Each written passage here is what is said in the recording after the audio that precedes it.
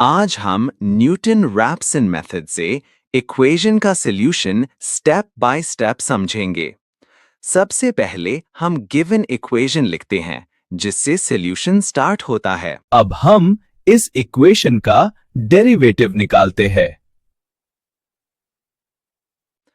अब हम डेरिवेटिव निकालना सीखते हैं, बिल्कुल सिंपल तरीके से। रूल ये है, पावर को लिखते हैं, फिर उसमें से एक घटा देते हैं। एक्स क्यूब में पावर 3 होती है, पहले 3 लिखते हैं, फिर पावर में से एक घटा देते हैं। 3 - 1 2 होता है, इसलिए डेरिवेटिव बनता है 3x²। अब -2x को देखो, यहां x की पावर 1 होती है, 1 - 1 0 होता है। जब पावर 0 हो जाती है तो x खत्म हो जाता है, सिर्फ -2 बचता है।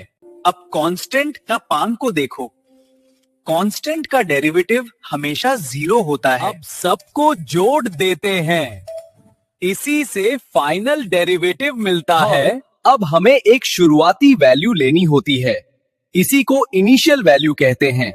अगर क्वेश्चन में इनिशियल वैल्यू ना दी हो तो हम ट्रायल मेथड यूज करते हैं। ट्रायल मेथड में हम डिफरेंट x वैल्यूज को फंक्शन f ऑफ x में रखकर देखते हैं। जहां साइन चेंज होता है, रूट उन्हीं दोनों वैल्यूज के बीच होता है।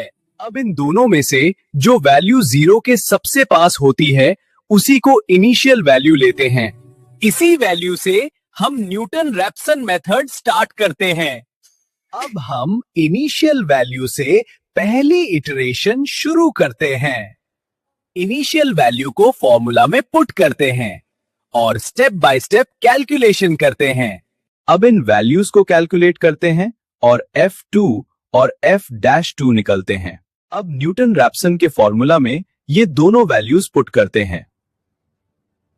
कैलकुलेशन के बाद हमें x1 की वैल्यू मिलती है जो 2.1 होती है। अब x1 की वैल्यू को फंक्शन और डेरिवेटिव में रखते हैं। अब इन वैल्यूज को कैलकुलेट करते हैं और f 2.1 निकलते हैं। अब इन वैल्यूज को न्यूटन रैप्सन के फॉर्मूला में पुट करते हैं।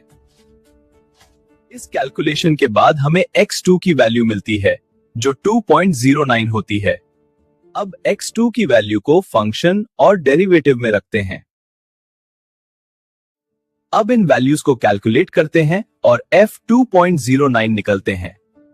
अब इन वैल्यूज को न्यूटन रैप्सन के फॉर्मूला में पुट करते हैं। इस कैलकुलेशन के बाद हमें x3 की वैल्यू मिलती है जो लगभग 2.09 होती है। क्योंकि नई और पुरानी वैल्यू में कोई खास अंतर नहीं है, इसीलिए यही फाइनल रूट है। इसी तरह न्यूटन रैप्सन मेथड का यूज करके हम इक्वेशन का रूट निकलते हैं। एग्जाम में न्यूटन रैप्सन मेथड लिखते वक्त फॉर्मूला, आइटरेशन और फाइनल आंसर जरूर लिखना।